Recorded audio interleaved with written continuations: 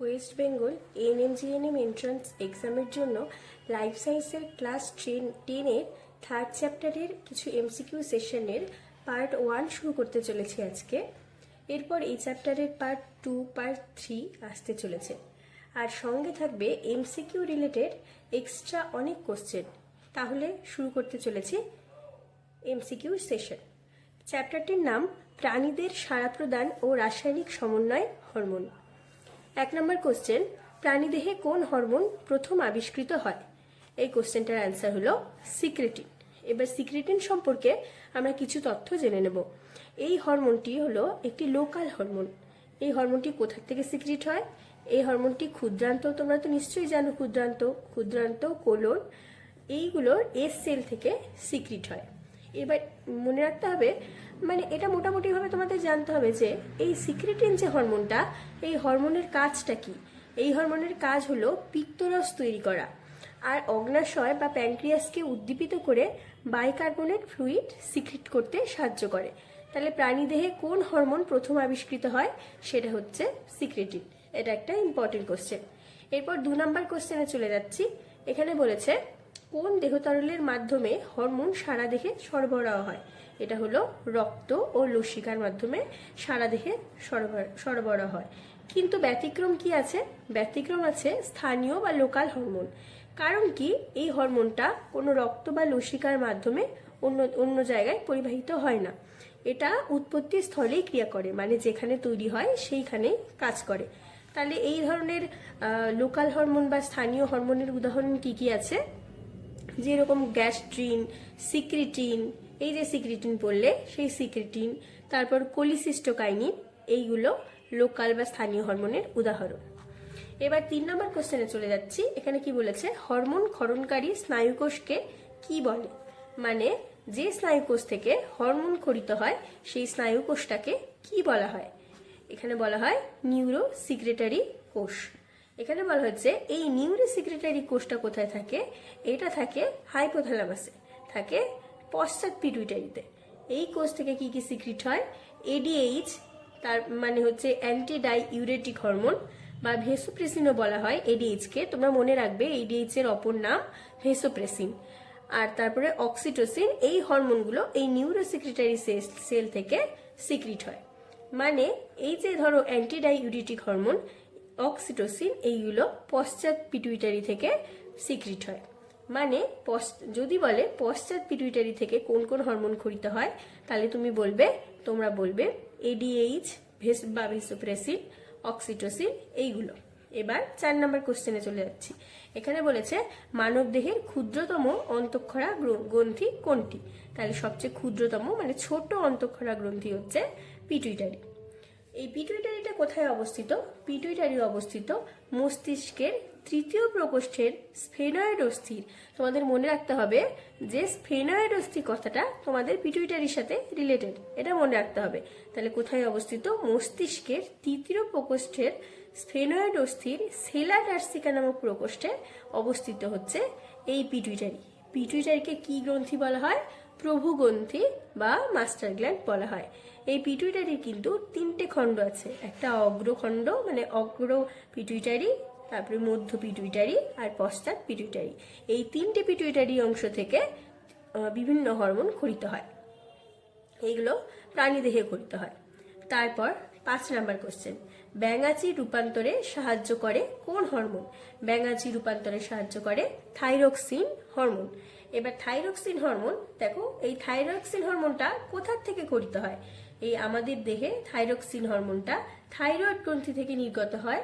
এটা থাইরয়েড গ্রন্থি থেকে নির্গত হওয়া একটা প্রধান হরমোন। এই থাইরক্সিনের আরেকটা নাম কি? T4। থাইরক্সিনকে কিন্তু T4ও বলা হয়। এই থাইরক্সিনের কাজ কি? এই যে থাইরক্সিন হরমোনটা তোমরা পড়লে, একটা হচ্ছে ব্যাঙাচি রূপান্তরে সাহায্য করে, তোমরা পড়লে।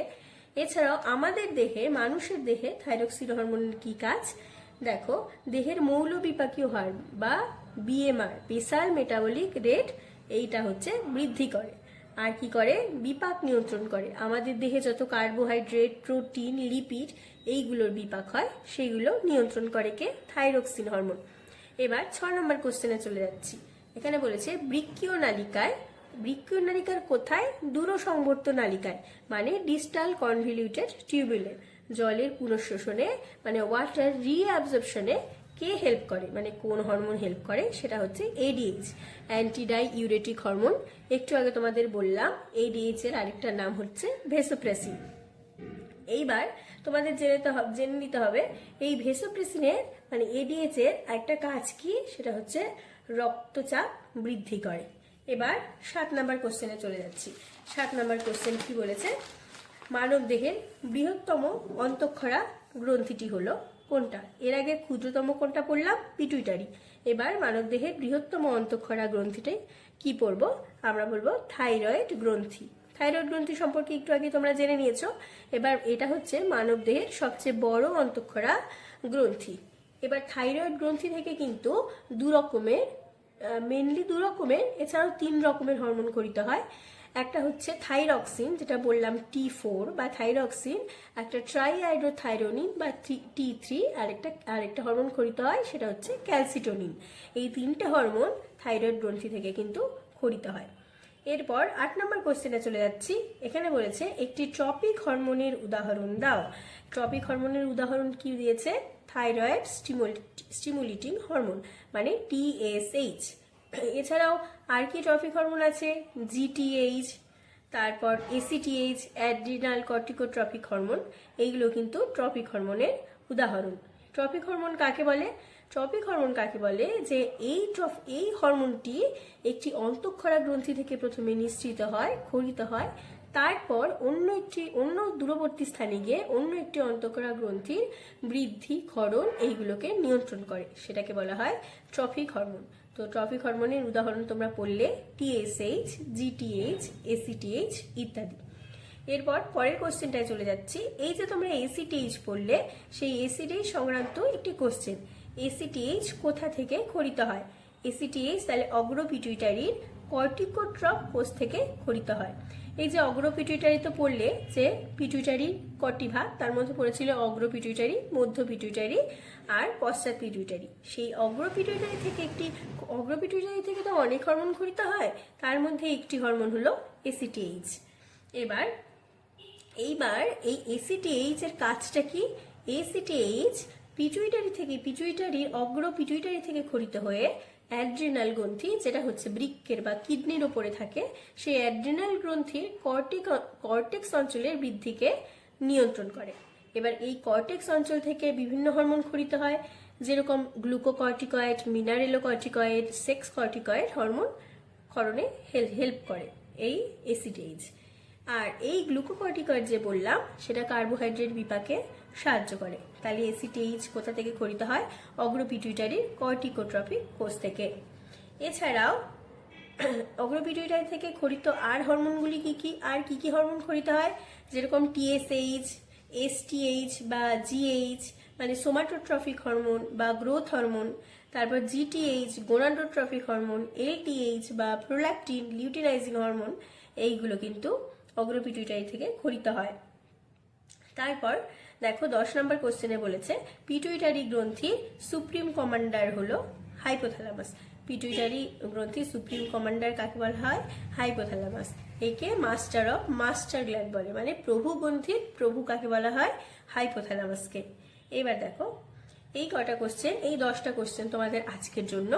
ভিডিওটি ভালো লাগলে প্লিজ লাইক, শেয়ার আর সাবস্ক্রাইব করবে।